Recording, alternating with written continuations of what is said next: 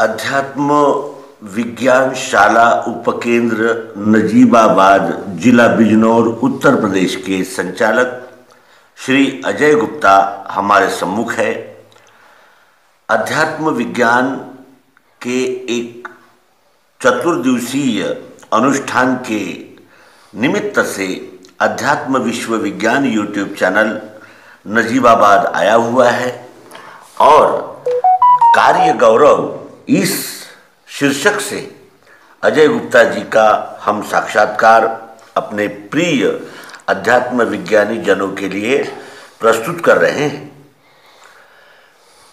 किसी भी यानी बात को निभाने के लिए, चलाने के लिए, उसे संचालन करने के लिए अनेक प्रकार की जिम्मेदारियों का निर्वहन किया जाता है, अनेक प्रकार से त्याग, तपस्या, समर्पण किया जाता है। इसी प्रकार का समर्पण नजीबाबाद की इस उपकेंद्र को प्राप्त हुआ है। पुरानी इस अध्यात्म विज्ञान शाला उपकेंद्र के विशेषता है कि यहाँ सर्वांग योग मंदिर है और यहाँ स्वरूपानंद जी, आत्मानंद जी ऐसे महान लोगों के पद स्पर्श से ये उपकेंद्र पावन हुआ है और इस उपकेंद्र का वर्तमान में इस उपकेंद्र का संचालन, देखभाल, व्यवस्था श्री अजय गुप्ता जी कर रहे हैं। उनका अभिनंदन करते हैं और अपने इस संक्षिप्त साक्षात्कार का आरंभ करते हैं। नर्मदे हर। ये इस उपकेंद्र के मैंने इतिहास के विषय में कुछ आप बताइए। ये कब शुरू हुआ, कैसे इसका आरंभ हुआ, किसने इसका संचालन किया, क्या क्या समस्याएं आई? सो अस्तित्वाकार ईश्वर हरीक्षा परा है तु ही, रेवा भांति सुनर्मदा भगवती क्षेत्रज्ञ पाया यहीं। तूने ईश्वर जीव ब्रह्म रचना मानी निजानंद से, सो आनंद ही विश्व रूप लख के छूटो सदा फंद से। सर्वांग योग युक्ति से करावें वस्तु निश्चय, ऐसे सतगुरु पर ब्रह्म मायानंद नमो नमः। मायानंद भगवान ने लियो नवम अवतार, सर्वांग योग अनुभव रचो संवेदन को सार। जैसा प्रश्न किया गया कि नजीबाबाद के इतिहास के विषय में कुछ बताएं, सो जितना मुझे अपने स्वानुभव से प्राप्त है वो मैं आपको शेयर करता हूँ। 1936 में स्वरूपानंद जी, जिनका सांसारिक नाम संकटा प्रसाद अवस्थी था, लोहटी अल्मुनियम, यहाँ पर अन्य भक्त के बाग में एक ओंकारेश्वर से बैनर लेकर आए और वहाँ उन्होंने वो बैनर टांग कर और उसका उपदेश किया। कुछ लोगों को अच्छा लगा। उन लोगों ने 5 लगभग स्त्रियों ने उन्हें वहाँ पर रहने की अनुमति दी। वहाँ उन्होंने झोपड़ी बनाई। उस झोपड़ी में बैनर टांग कर बहुत अथक परिश्रम से उन्होंने वहाँ पर अनन्य भक्ति का उपदेश, सर्वांग योग का उपदेश किया, जिससे प्रभावित होकर एक खत्री परिवार की महिला, जिनका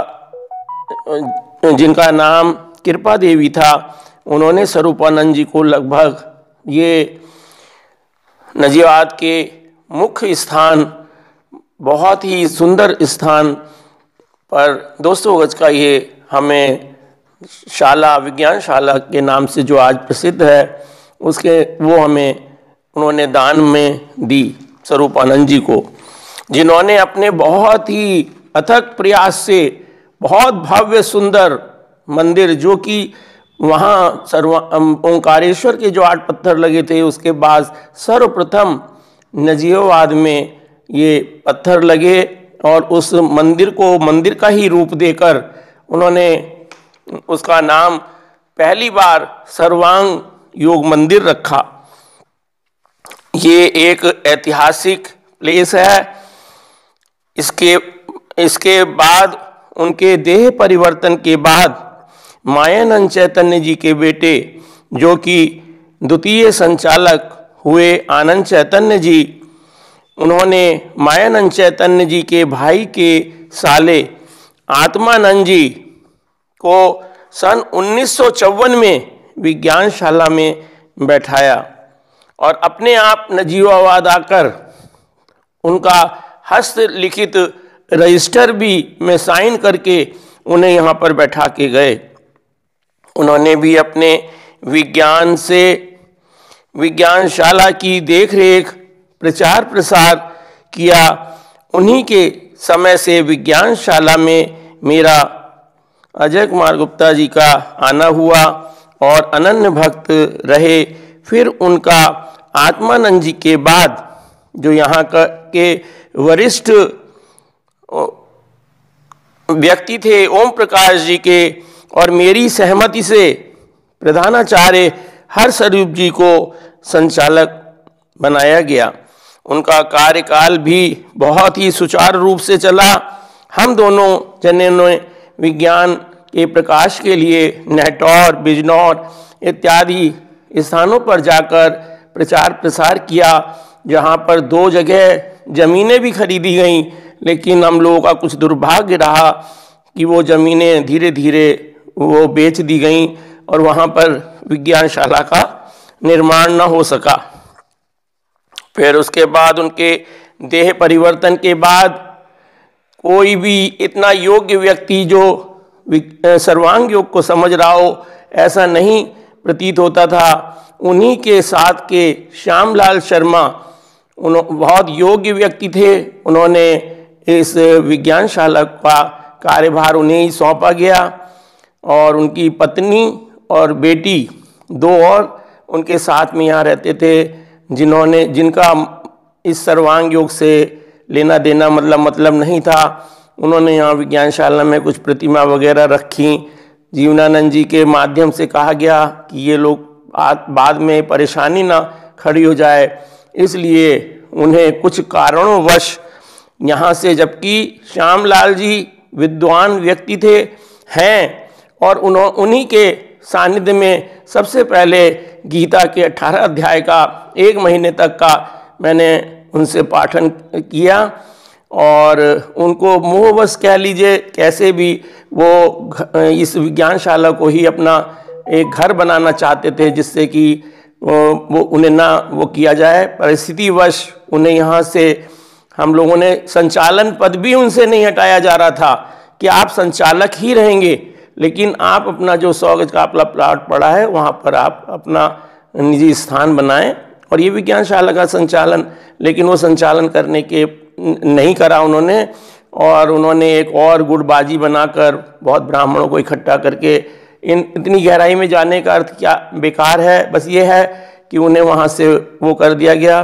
फिर मेरा ना चाहते हुए भी मुझे संचालन पद दिया गया और आज जो है विज्ञानशाला जिसका जीर्णोद्धार है, सबसे प्रमुख चीज़ है कि उनकी माताजी इस आश्रम में 3 साल रहीं और अनन्य भक्त, जिसका एक बेटा जज देहरादून में, एक बेटा इनकम टैक्स कमिश्नर बॉम्बे में, एक बेटा कनाडा में इंजीनियर और उनकी 2 पुत्री।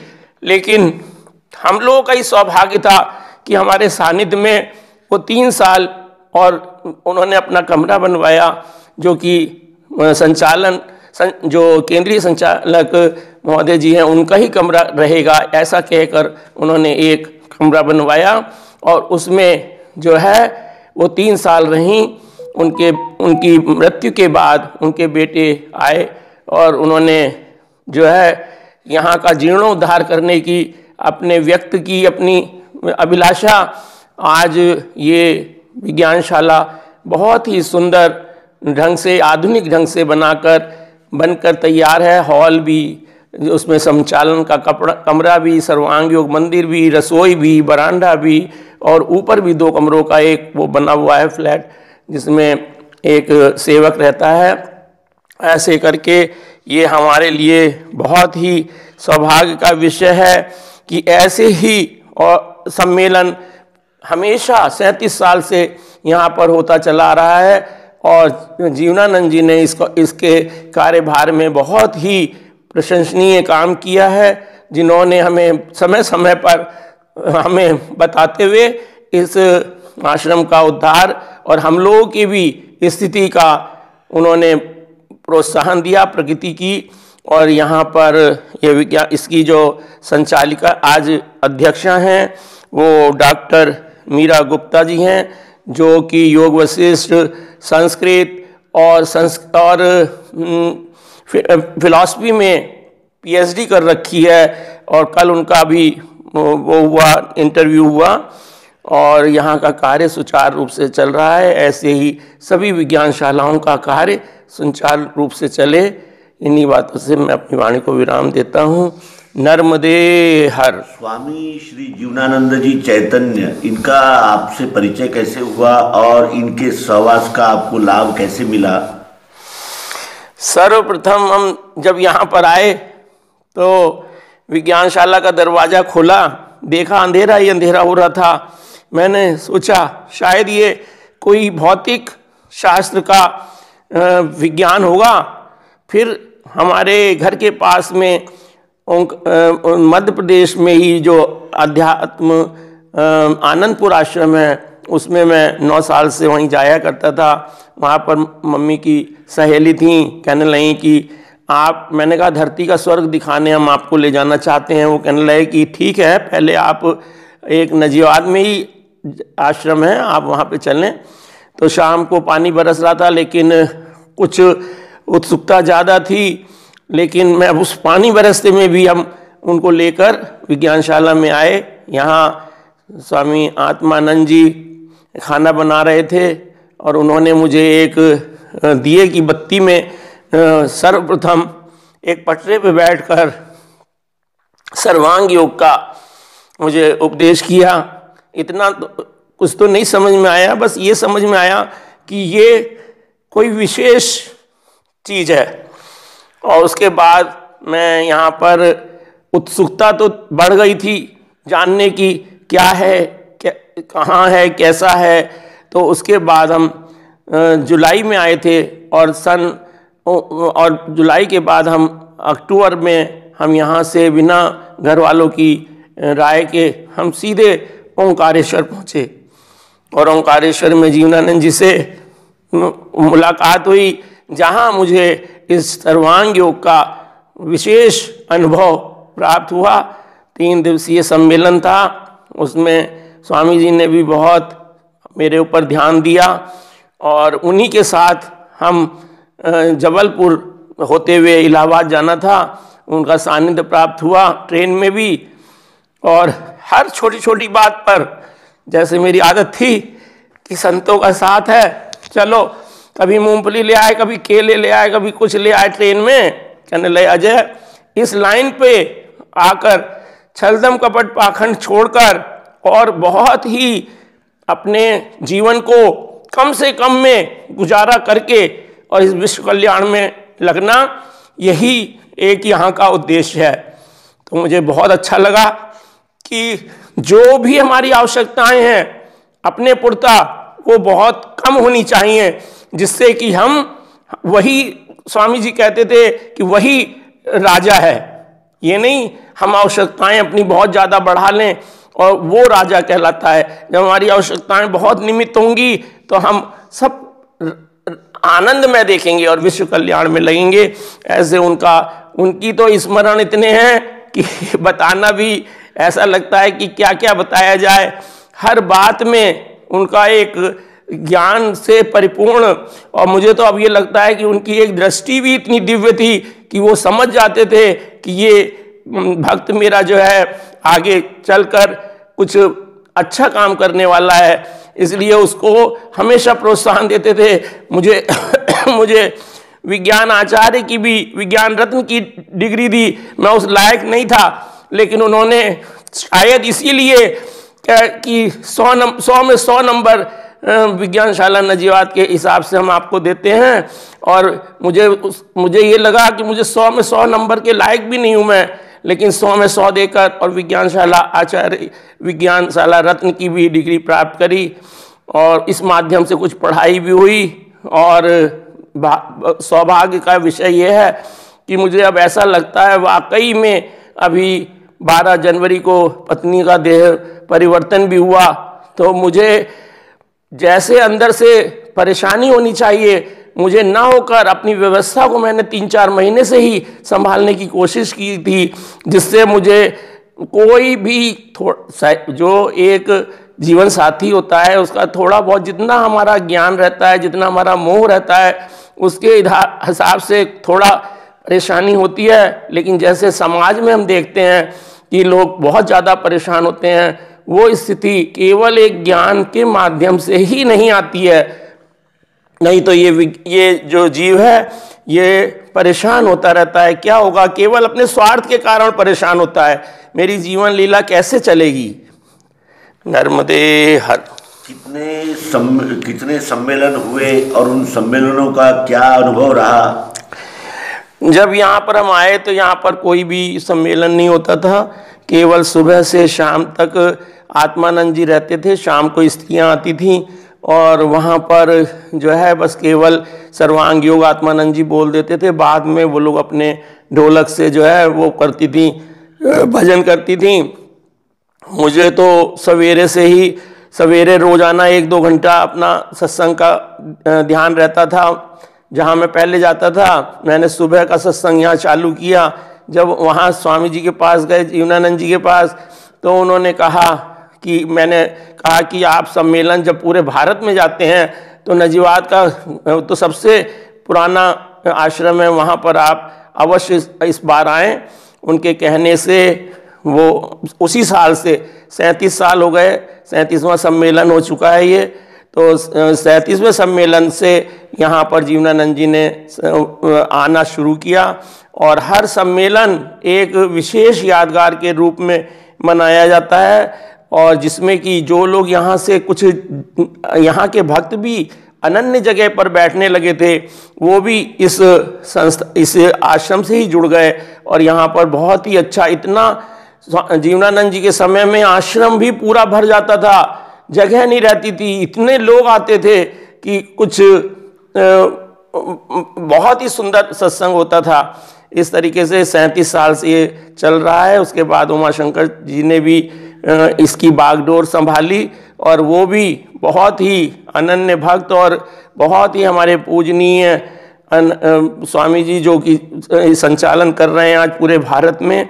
तो इस तरीके से यहाँ का कार्यभार हमेशा अच्छा चलता है और चल रहा है। सम्मेलन भी मुझे भी एक प्रेरणा हुई जब मैं जो 100वां साल मनाया गया शताब्दी समारोह, उसमें वहाँ का दृश्य देखकर इतना आनंद विभोर हो गया कि हम अपने नजीवाद में भी ऐसा ही कुछ सूक्ष्म रूप करें। और उनकी प्रेरणा से बहुत सुंदर यहाँ प्रभात फेरी और बहुत सुंदर कार्यक्रम हुआ, जिसकी प्रेरणा उमाशंकर जी को ही जाती है, जिन्होंने इतना भव्य सम्मेलन यहाँ पर उनके माध्यम से हुआ।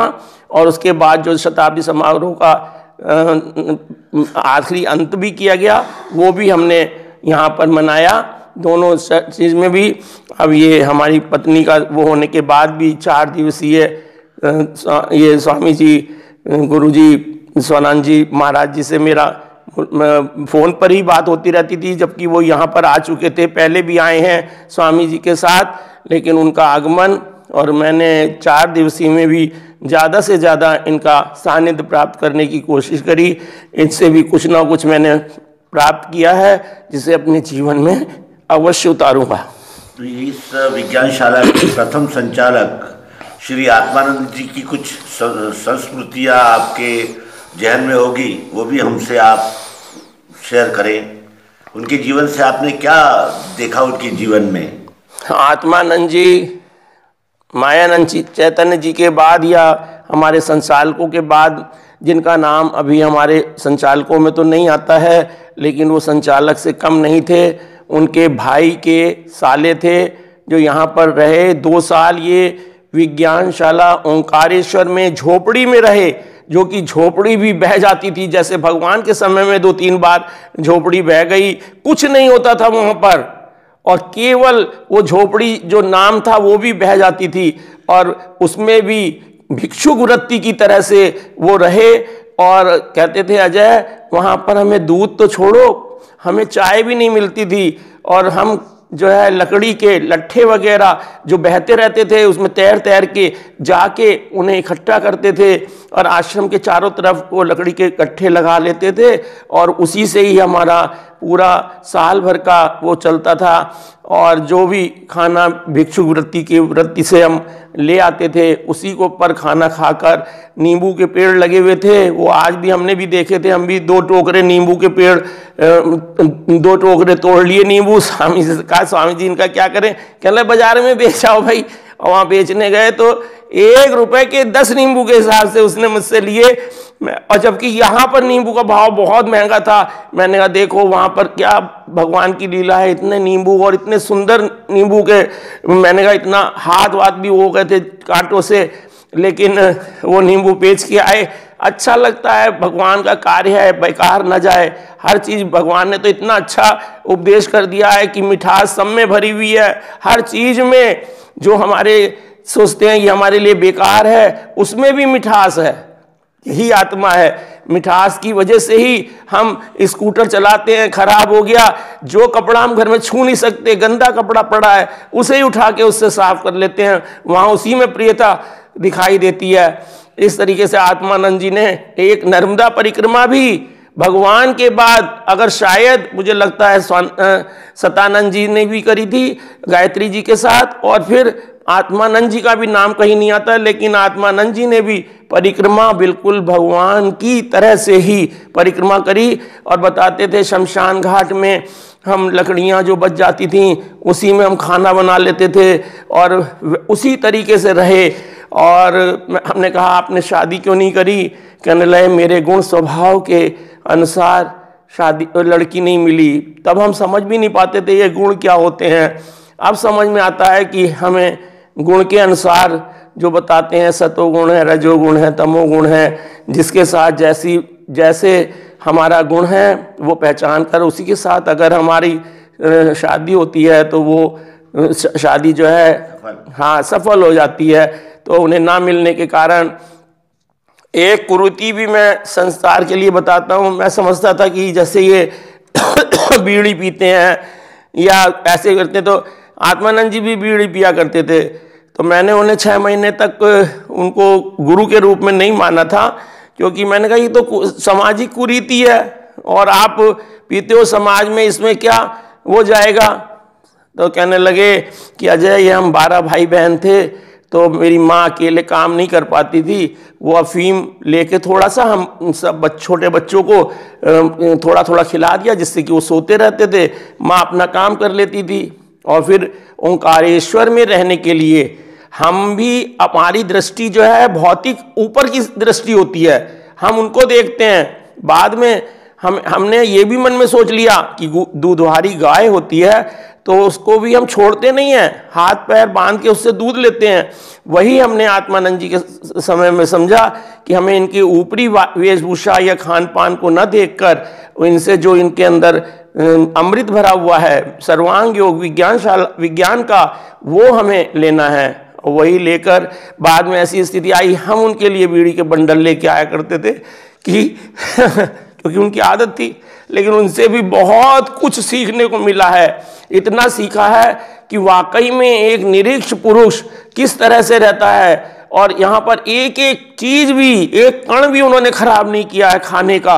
मुझे बहुत आलस आता था कि क्या एक एक कोयला बचाना, एक एक अगर झूठन भी है तो रात के 10 बज रहे हैं और जनवरी का महीना है, तो वहाँ जाकर बाग जो क्यारिया है उसमें धो रहे हैं बर्तन 10 बजे रात में। हमारे से कोई कहेगा तो किसी हालत में हम धोएंगे भी नहीं। और वहाँ पे कहते थे, और वो क्यारी ऐसी बन गई हैं कि वो क्यारियों की उपजाऊ भूमि ऐसी है कि आज भी 5-5 किलो हमारे वो हुए थे, सेम उतर रही थी, लौकी उतरी, इतनी उतरी, यहाँ पर पूरा वो लग गया था, सब जगह बांट के आए। तो ये हम लोगों की महान कृपा होती है, जैसे हमने कर्म किए हैं उसके अनुसार ही हमें फल मिलता है। और जब उसका बीज का वृक्ष होता है तो आनंद में होता है। यही मायानंद चैतन्य जी का भी है कि मायानंद चैतन्य जी हम लोगों को उनके समकक्ष में इतना हम लोग बहुत सौभाग्यशाली हैं कि उन्हें हमें ऐसा जो महत्वपूर्ण चीज है, जो कई जन्मों की संसिद्धि से हमें ये मिली है, और उसे हम प्राप्त कर रहे हैं और आगे भी इसी विज्ञान प्रचार के लिए मुक्त रूप होकर जीवन में भगवान से प्रार्थना करते हैं, विश्व में मंगल में आनंद में, कि भगवान ऐसे ही जन्म देते रहना और यहाँ की हर सेवा का कार्य, प्रचार का कार्य चलता रहे। श्रीमद् भगवद गीता के जो उपदेश श्री कृष्ण जी ने अर्जुन को किए, उसमें सबसे महत्वपूर्ण उपदेश कौन सा लगता है जिससे हमारे जीवन में एक क्रांतिकारी परिवर्तन हो और हमारा जीवन सार्थक हो? ऐसा श्रीमद् भगवद गीता के इतने वर्षों के अध्ययन के बाद आपको ऐसा लगता है कि ये सिद्धांत अत्यंत मूल्यवान है, जो हमारे जीवन को यानी एक ऊर्जितावस्था, उत्कर्ष अवस्था दे सकता है? सबसे उच्च भूमिका तो 11वां अध्याय है, जिसमें भगवान ने दिव्य दृष्टि शब्द उठाया। और दिव्य दृष्टि शब्द उठाना, जितने भी गीताकार हुए हैं वो भी उस दिव्य दृष्टि का अर्थ पूर्णतया नहीं समझा सकते हैं। और भगवान ने भी दिव्य दृष्टि ही उठाई, अपने गुरु से भी पूछा कि दिव्य दृष्टि क्या है, क्या दिव्य दृष्टि है, क्या ये शब्दों में ही दिव्य दृष्टि रहेगी या दिव्य दृष्टि कैसे मिलती है? तो तभी उन्होंने, उनके गुरु ने भी केवल मिट्टी की ढेले पर उस दिव्य दृष्टि का वर्णन किया, जो भगवान ने सर्वांग योग के माध्यम से इस जनसाधारण के को प्रसार किया। ये सबसे महत्वपूर्ण अक्षर है, बात है कि हम दिव्य दृष्टि के उस रहस्य को सर्वांग योग के केवल विश्व मात्र में एक ही ये विद्या है, विश्व मात्र के लिए सर्वांग योग, जिसके माध्यम से हम दिव्य दृष्टि को प्राप्त हो सकते हैं। और ये दिव्य दृष्टि अगर हमें नहीं मिली तो हम इस संसार से कुछ भी लेके नहीं गए हैं। और दूसरा, नरकोटि का जो प्रश्न है, दूसरा जो अर्जुन की केवल पूरी गीता में कृष्ण ने एक ही बात मानी है, मन चंचल है, अन्याय दृढ़ शक्ति का, असाध्य रोकना इसे, दिखे है वायु सा मुझे। तो हम लोग इतना ही पढ़ लेते हैं कि ये मन चंचल है, इसे रोका नहीं जा सकता, और हम अपनी मनमानी वृत्तियों में लगे रहते हैं। फिर भगवान दूसरे उसके श्लोक में कहते हैं, हाँ कौन्तेय ये सत्य है, निरंतर अभ्यास, और ये इसका उत्तर जो देते हैं ये वायु के समान है, इसे रोका जाना बहुत कठिन है, लेकिन निरंतर अभ्यास और वैराग्य से कौन्तेय ये रुके। ये नरकोटि का प्रश्न भगवान ने पहली बार माना और इसका उत्तर दिया। इस उत्तर को हम लोग अपने जीवन में अपनाएं। जो ये निरंतर अभ्यास है वो यही है कि मेरा जीवन जो है परमार्थ सेवा इसी की, भक्ति यही निज कहिए। और हमारा जो ये जीवन मिला है केवल परमात्मा को जानने के लिए मिला है। एक ध्येय बना के जीवन का चलना होगा। हमारा ध्येय क्या है? केवल इस परकोटे की जो अपने बीवी बच्चे हैं इन्हीं का ही लालन पालन करना हमारा ध्येय नहीं है। ये तो कुत्ते बिल्ली भी पालते हैं, वो भी अपने घर को संभाल रहे हैं, बच्चे भी पैदा हो रहे हैं और घर फल फूल भी रहे हैं। तो हमारे उनमें क्या अंतर है? ये विवेक बुद्धि मिली है जरा इस योनि की, इसको हम सार्थक करके यहाँ से जाएं। नर्मदे।